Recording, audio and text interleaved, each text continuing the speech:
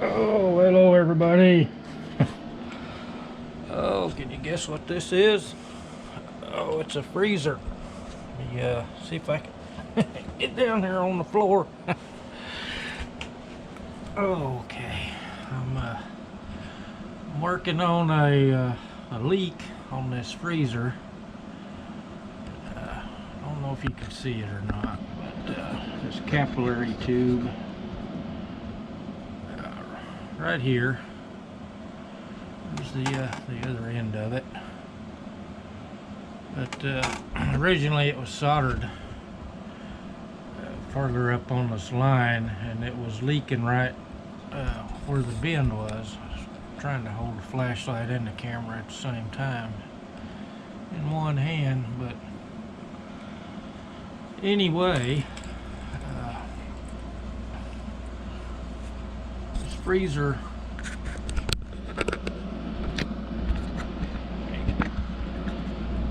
was free and it was working, but sometime while we was cleaning it up and moving it, that capillary tube got damaged and leaked all the refrigerant out, and I had to buy this bullet valve, this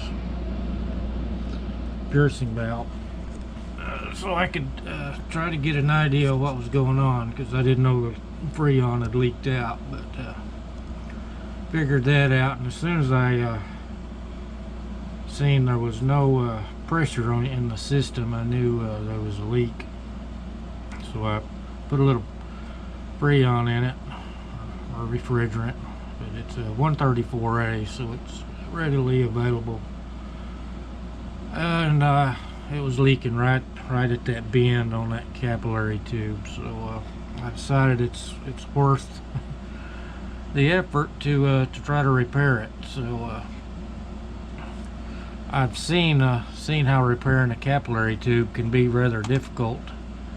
When I was going to Votech, that's what they called it back then, for air conditioning, HVAC,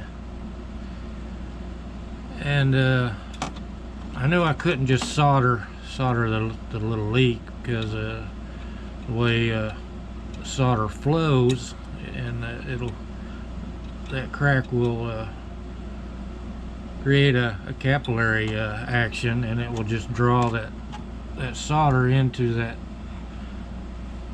tube, and it's such a tiny hole.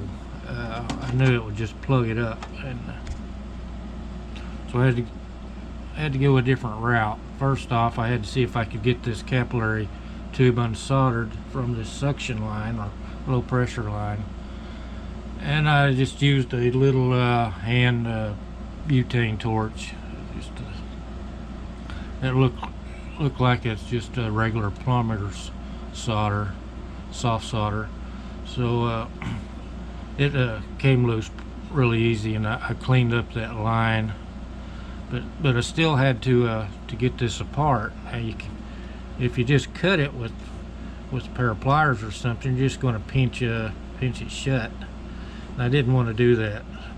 So you take a little 3-point file, and you score the line, and then you just snap it loose, and that way you're not closing up that little bitty hole.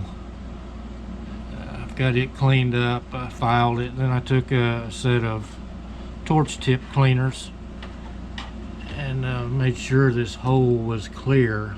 Started off with the smallest cleaner and stuck in there. That way I wasn't pushing anything up inside of here, and then I just rake it out,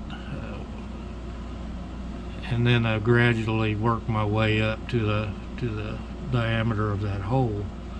So I'm pretty confident there's nothing in there to stop it up further down the line.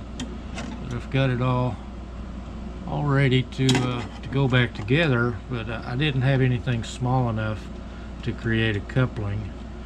I'll just put a sleeve, probably as long as I can make it, and solder the end of that sleeve so I'm not drawing solder up into this hole.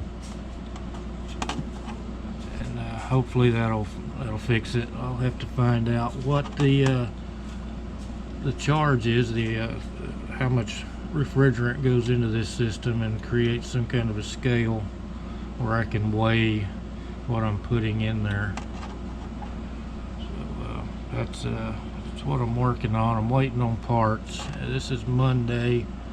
They're supposed to be here today. It's usually on Monday I don't get my mail till about 5 o'clock in the afternoon. So I might get started on this later this evening, and I might not. But just thought I'd show you what's going on with this little freezer. And this bullet valve, they're prone to leak. It's just a clamp-on fitting, and this little center part here screws in and pierces the line. But those are known to leak, so I'll have to probably have to do something different on that. I've got a regular service valve. Now what they do is they charge the system up. They pinch this line, cut the valve off, and then solder up the hole. That way it's a completely closed system. And I may have to do that. But I've got a solder on valve. This little solder on valve. And I'll just solder that into that line. Like I said, when I get through charging it, make sure it's going to work. I'll pinch this tube again, get this valve off, and then close it up like it was originally. Because these Schrader valves inside of these are prone to leak over time also, and that's why they pinch them off and solder everything shut, just so there's no chance for a leak.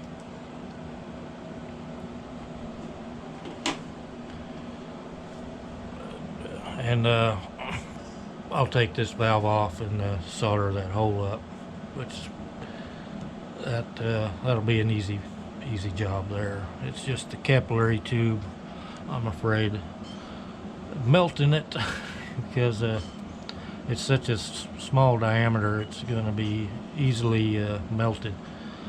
So that'll be a little touchy there. Oh, before I go, this is not soldered together with regular soft solder. I'll be using either a 15% silver brazing stick or a 45% brazing stick.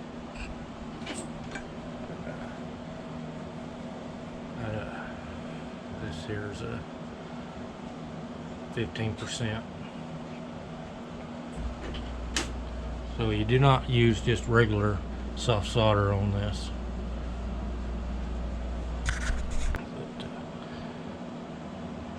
I'll hopefully get that repaired and show you all the end result, and we'll catch y'all later.